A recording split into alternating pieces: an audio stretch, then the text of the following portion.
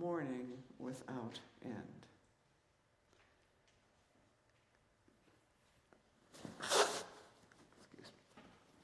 I'll now read Janet's reflection. She was going to wear her father's dog tags today, and you can consider that a sure sign of love and respect for her father. This is her reflection. My father was a veteran. He was in the United States Army Air Corps during World War II, and since he was blind in one eye, he avoided being in direct combat.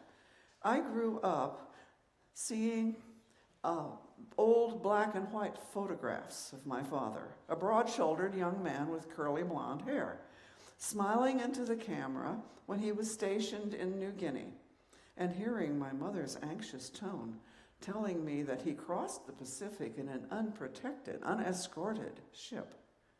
2 years ago, on May 7th, 2017, when he was 98 years old, my father passed away. When he died, it was like a library had burnt down. His life and wisdom contained that much history. A year later, thanks to our resident realtor, Chrissy Erickson, I sold the home I grew up in. His death and the sale of the house prompted me to write a memoir entitled, Now from Antiquity, tracing my father's line back to forever. For today's service, I am going to read a part of that memoir where I meditate on the flag he was buried with. I was always proud of my father, but from an early age, I did not trust the American flag. This meditation was written when I began to examine my feelings toward the flag. There is nothing in the history of the American flag from Betsy Ross onward that makes me detest it. It was when I was traveling in Greece about 20 years ago that I really appreciated being from a country where women, like Betsy Ross, could be independent. My thinking leads me to the conclusion that I don't really detest the flag. I am enraged by what it has come to stand for. What angers me is nationalism and the idea that I can only salute one flag.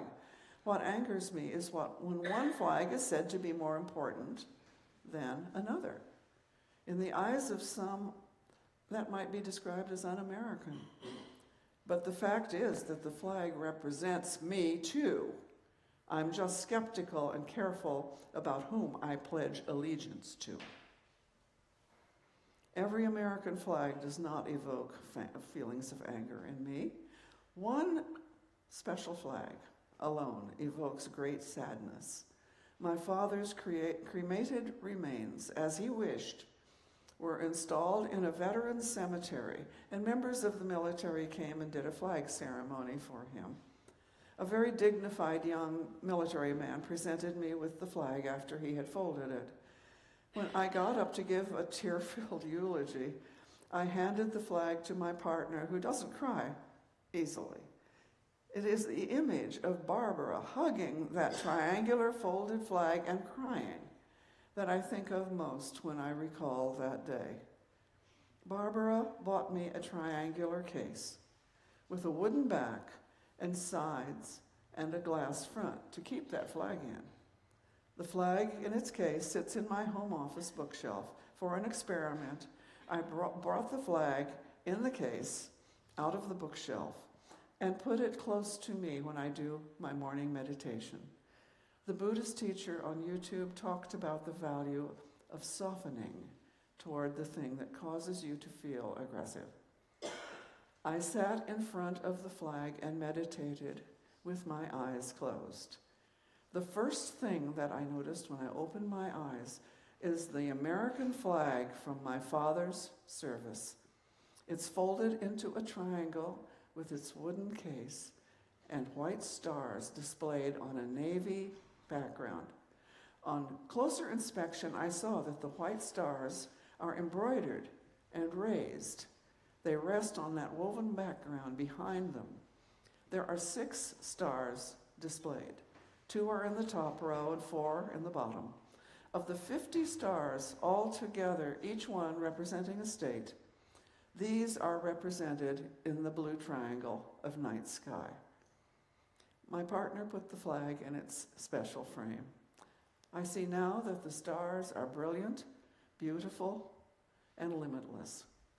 They represent what is known as the wild mind in Buddhism, the vastness of what is possible. I felt myself soaring between them and the midnight sky, reaching new heights, then coming back to myself as in meditation, I breathed in and out and wished this kind of freedom and compassion for all who encounter the stars of the flag. I breathed in and out, doing the Tong Len, taking and receiving practice of Buddhism. I breathed in my own feelings of hostility toward the American flag. I breathed out feelings of compassion for myself, and breathed in any fear or hostility that might be stirred up in others by the sight of the flag. And then breathed in fear and breathed out compassion for all who feel compelled to armor themselves with the American flag. I exhaled the vastness of the white stars in the night sky.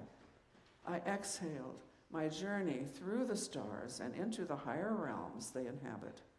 I exhaled joy, then I inhaled again, wishing this feeling for everyone who encounters the flag.